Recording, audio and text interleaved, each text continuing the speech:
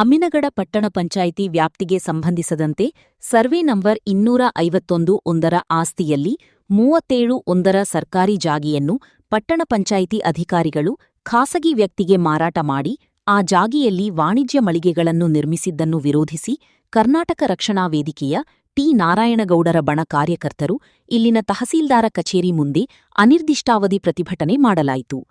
ಜಾನಪದ ಹಾಡುಗಾರರಾದ ಇಮಾಂಸಾಬ್ ವಲ್ಲಪ್ಪನವರ್ ಹಾಗೂ ಅವರ ತಂಡದಿಂದ ಜಾನಪದ ಗಾಯನಗಳ ಮುಖಾಂತರ ಮೊದಲನೇ ದಿನದ ಹೋರಾಟ ಯಶಸ್ವಿಯಾಗಿ ಮಾಡಲಾಯಿತು. ಇದಕ್ಕೆ ಸಂಬಂಧಪಟ್ಟ ಎಲ್ಲಾ ದಾಖಲೆಗಳನ್ನು ನಾವು ಕಲೆ ಹಾಕಿದ್ದೇವೆ.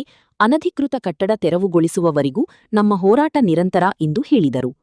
ಈ ಹೋರಾಟದಲ್ಲಿ ಕರವಿ ಜಿಲ್ಲಾ ಅಧ್ಯಕ್ಷ ರಮಜಾನ ನದಾಫ್, ಇಳಕಲ್ಲ ಮತ್ತು ಹುನಗುಂದ ತಾಲೂಕು ಅಧ್ಯಕ್ಷರಾದ ರೋಹಿತ್ ಬಾರಕೀರ್, ಅಶೋಕ ಪೂಜಾರಿ, ಈರಣ್ಣ ಬಡಿಗೇರ, ಜಹೀರಾ ಸಂಗಮಕರ್, ಹುಸೇನ್ ಸಂದಿಮನಿ, ಶೋಭಾ ಆರೀರ್, ನಾಗರಾಜ ರಾಠೋಡ, ಹಸನ ಕಲಕಬಂಡಿ, ಪ್ರವೀಣ ವಾಲಿಕಾರ, ಮುತ್ತಣ್ಣ ಕಲ್ಮಡಿ, ಮಹಮದ ನದಾಫ್ ಇನ್ನೂ ಅನೇಕರು ಭಾಗವಹಿಸಿದ್ದರು. ಹೊನ್ನಧ್ವನಿ ಕನ್ನಡ ನ್ಯೂಸ್ ಹುನಗುಂದ.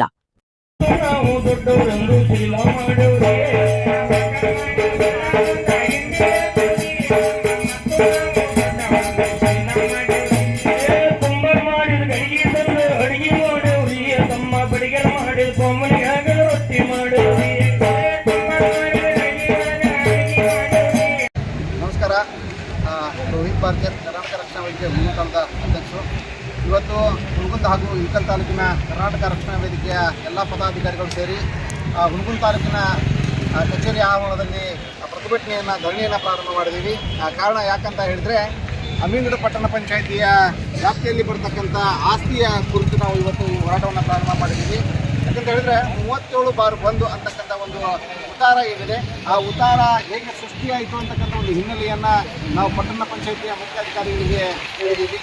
ಆ ಒಂದು ಉತ್ತಾರ ಆಗಬೇಕು ಅಂತ ಹೇಳಿದ್ರೆ ಈ ಹಿಂದೆ ಆಸ್ತಿ ಯಾರ್ದಿತ್ತು ಮತ್ತು ಅದಕ್ಕಿಂತ ಪೂರ್ವದಲ್ಲಿ ಮೂಲ ಆಸ್ತಿ ಯಾರ್ದಿತ್ತು, ಆ ಉತ್ತಾರದ ನಕ್ಷೆಗಳನ್ನು ಮತ್ತು ಆ ಉತ್ತಾರದ ದಾಖಲಾತಿಗಳನ್ನು ಮತ್ತು ಸರ್ಕಾರದ ಯಾವ ಅನುದಾನದಲ್ಲಿ ಅಥವಾ ಯಾವ ಕಾನೂನಿನ ಅಡಿಯಲ್ಲಿ ಅದು ಅವರಿಗೆ ಆ ಉತ್ತಾರವನ್ನು ಕೊಟ್ಟಿದ್ದಾರೆ ಅಂತಕ್ಕಂಥ ಪ್ರಶ್ನೆಯನ್ನು ಮಾಡಿ ಇವತ್ತೆಲ್ಲ ಕಡಿಮೆ ಪದಾಧಿಕಾರಿಗಳು ಇವತ್ತು ಇಲ್ಲಿ ಹೋರಾಟವನ್ನು ಪ್ರಾರಂಭ ಮಾಡಿದ್ದೀವಿ.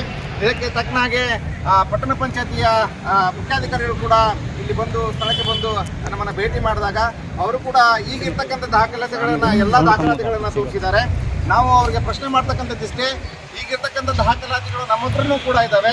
ಈ ದಾಖಲಾತಿಗಳನ್ನು ಹೊರತುಪಡಿಸಿ ಇದರ ಹಿಂದೆ ಇರ್ತಕ್ಕಂಥ ದಾಖಲಾತಿಗಳು ಅಂದರೆ ಮೂಲ ಆಸ್ತಿ ಯಾರಿತ್ತು, ಆ ಮೂಲ ಆಸ್ತಿಯನ್ನು ಇವರಿಗೆ ಹೇಗೆ ಕೊಟ್ಟಿದ್ದೀರಿ ಅಂತಕ್ಕಂಥ ಚಕ್ಬಂದಿ, ನಕಾಶಿ, ಟರಾವ್ ಕಾಪಿ ಇವೆಲ್ಲವನ್ನು ಕೂಡ ಕೇಳಿದ್ದೀವಿ.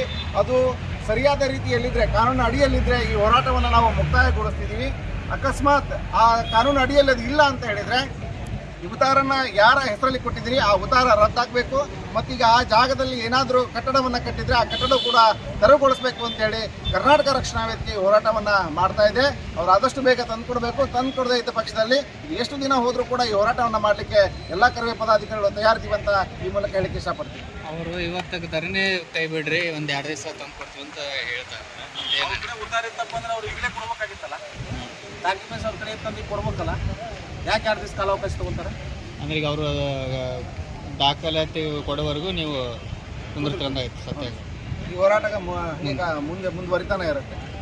ತಹಸೀಲ್ದಾರ್ ಏನು ಸರ್, ಈ ತಹಸೀಲ್ದಾರ್ ಅವರು ಕೂಡ ಅವ್ರ ಎದುರಿಗೆ ಅವ್ರಿಗೂ ಕೂಡ ಹೇಳಿದ್ದಾರೆ. ಅವ್ರೇನು ದಾಖಲಾತಿಗಳನ್ನು ಕೇಳ್ತಿದ್ದಾರೆ, ಆ ಉತ್ತಾರವನ್ನು ಸೃಷ್ಟಿ ಮಾಡಲಿಕ್ಕೆ ಇರ್ತಕ್ಕಂಥ ದಾಖಲಾತಿಗಳನ್ನು ತಂದು ಕೊಟ್ಟರೆ ಅವ್ರು ಈ ಹೋರಾಟವನ್ನು ಹೀಗೆ ಮುಕ್ತಾಯ ಮಾಡ್ತಾರೆ, ಇಲ್ಲಾಂದರೆ ಮುಂದುವರಿಸಿರುತ್ತೆ. ತಹಸೀಲ್ದಾರ್ ಅವರು ಕೂಡ ಹೇಳಿಸಿದ್ದಾರೆ. ನಿಮ್ಮ ಹೋರಾಟಕ್ಕೆ ನ್ಯಾಯ ಸಿಗುತ್ತೆ ಅಂತ ಅಂತೀರಂಗಾಯ್ತು. ನ್ಯಾಯ ಸಿಗುವವರೆಗೂ, ನ್ಯಾಯ ಸಿಗಲಿಲ್ಲ ಅಂದರೂ ನ್ಯಾಯ ಸಿಗುವವರೆಗೂ ಕೂಡ ನಾವು ಹೋರಾಟವನ್ನು ಮುಂದುವರಿಸ್ತೇವೆ.